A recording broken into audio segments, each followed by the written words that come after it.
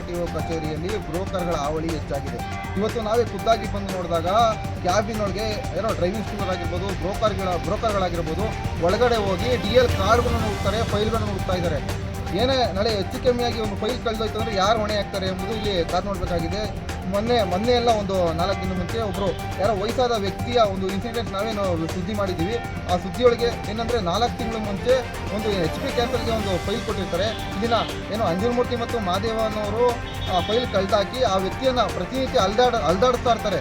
ಇವತ್ತು ಏನೋ ಅವ್ರ ವ್ಯಕ್ತಿಗೆ ಕೆಲಸ ಮಾಡಿಕೊಡ್ತೀವಿ ಅಂತ ಒಪ್ಕೊಂಡಿದ್ದಾರೆ ಇವತ್ತು. ಆದರೆ ಇವತ್ತು ಬ್ರೋಕರ್ ಹುಡುಕಾಟ ಹೆಚ್ಚಾಗಿ RTO ಆಫೀಸ್ನಲ್ಲಿ ನೋಡ್ಬೋದು, ವಿಡಿಯೋಗಳಲ್ಲಿ ತೋರಿಸ್ತೀವಿ ನಿಮಗೆ.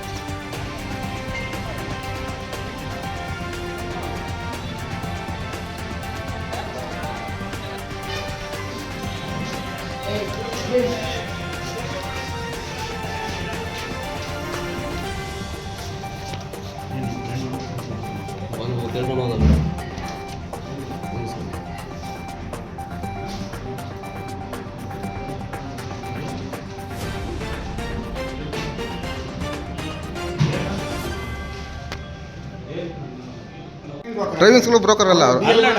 ಒಳಿಕೆ ಯಾರನ್ನ ಬಿಟ್ಕೊಂಡ್ಬಿಡ್ಬೋದು ಒಳಿಕೆ ಅಲ್ಲ, ಒಳಗಡೆ ಬಿಟ್ಕೊಂಬೋದು ಯಾರನ್ನ ಬಿಟ್ಕೊಂಬೋದು ಒಳಿಕೆ ಅಲ್ಲ.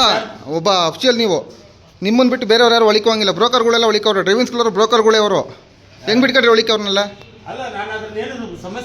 ಅಲ್ಲ, ಆ ಥರ ಕಾರ್ಡ್ ಹುಡುಕ್ಬೋದು ಅವರು ಯಾರಾದ್ರು ಸಾರ್ವಜನಿಕರು ಹೋಗಿ ಹಿಂಗೆ ಆ ಥರ ಈಗ ಹೋಗೋದ್ರಲ್ಲಿ ನೋಡಿ ಗೊತ್ತಾ, ಇವರೆಲ್ಲ ಆಫೀಸರ ಇವರು, ಅವ್ರ ಆಫೀಸರಾ?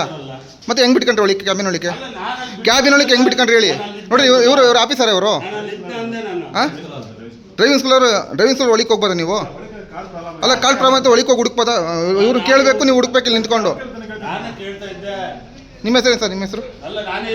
ಅಲ್ಲ, ಒಳಿಕೆ ಯಾರ್ಯಾರು ಬೇಕಾದ್ರೆ ಬರ್ಬೋದಾ ನೀವು ಒಳಿಕೆ? ಅಲ್ಲ, ಒಳಿಕೆ ಯಾರು ಬೇಕೋ ಬರ್ಬೋದಾ? ಅಲ್ಲ ಹೇಳಿ, ಒಳಿಕೆ ಯಾರು ಬೇಕೋ ಬರ್ಬೋದಾ?